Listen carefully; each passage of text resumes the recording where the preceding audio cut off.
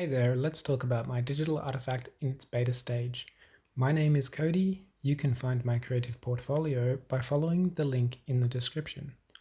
I've been assembling a portfolio by positioning new media channels around my existing @CodyJLuke Instagram as the key touchpoint with my following. The channels are interconnected, enabling users to find my work and participate in feedback loops. I started by making story plus image posts on Instagram that are achievable for my skill level and approachable by fellow amateurs who are the larger portion of my audience demographic. Posts make themselves useful by being explicit about the process of making. My message in dialogue is always finished, not perfect, along with a storytelling caption. I have also been curating work for my Behance portfolio platform. The first branch of my DA is the eclectic Instagram account of creative process, mood boarding, and finished work. Let me show you a recent fan art with its own tiny story. I have created a highlight category where users can see how work progresses for each new illustration that I upload. Before and after pictures and videos of me actually illustrating are the best media for this highlight category. Each of my channels displays a link tree, which efficiently networks all branches of my DA and online presence. Most are not professional, rather they invite and direct new participants into the conversations I create with my DA. My Instagram is cross-posted to Tumblr and Facebook with images displayed. The second branch, Behance, serves as my polished portfolio that can unpack the process, larger commissions and personal artwork, and is a valuable insight for fellow creatives and employers. It has the functionality to be converted into a portfolio website when I have populated it with sufficient examples of my stuff. My art print store is still under development. The initial interactions on new works were positive. These comments were made in response to the fan art I was working on at the time. The artwork was later posted to Instagram on the same day as this vaporwave artwork. I actually lost 3 followers that day. Both posts received encouraging but passive feedback, lots of likes, and only a few comments. Reasons for unfollowing are myriad, but the images were good quality, respectable, and positive in tone. Both are relevant to our current isolation circumstances and were well hashtagged. Instagram does delete fake or inactive accounts based on the reach of organic posts. I suggest that the change in format from previous material, the use of hashtags, and the large gap in my activity has uncovered followers with changing tastes or new goals. I know that the content was appreciated, and I can iterate future posts to be scheduled a few days to a week apart. Demographics point to a local audience, generally young people of all genders who are amateur producers. I can tailor the subjects and captions of my illustrations and designs to better map with their frames of perception, needs, and Instagram behaviors. I can see that the occasional selfie or adventure posts generally gain good feedback in comparison to other posts, leading to organic engagement with my audience. People are inclined to comment on a picture of a real human. Some content, however, facilitates minimal engagement.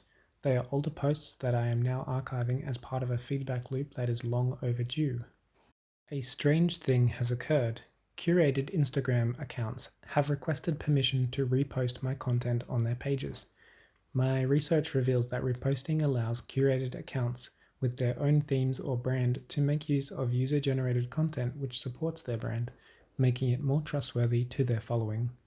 It could result in new audience members finding my work through greater exposure, but it could also really only serve their outcomes.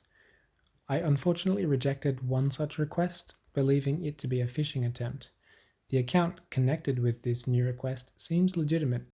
If anyone has thoughts on how I should proceed, please leave a comment below. Linktree engagement is quite low, with only 13 views. I cannot access any further analytics without conceding to the paywall. This makes some sense as I am only beginning to make interesting work. Most of it is on Instagram, has yet to be posted, or has not yet been made. Similarly, my Behance following is very basic, but I have only recently published a project there, and this channel will grow with more input. That said, I have iterated a GIF-style promotional post which lets audience members know I am using Behance. This is best used in account stories and in highlight categories to promote my linked channels. In fact, I recently gained a follower. This feedback is valuable as I know that I can creatively direct my audience members to find my Behance.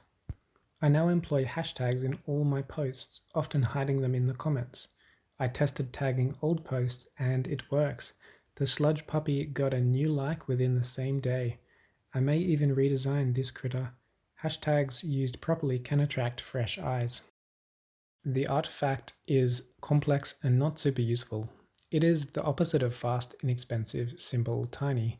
There are many moving parts with interruptions to my flow as I switch my focus between them.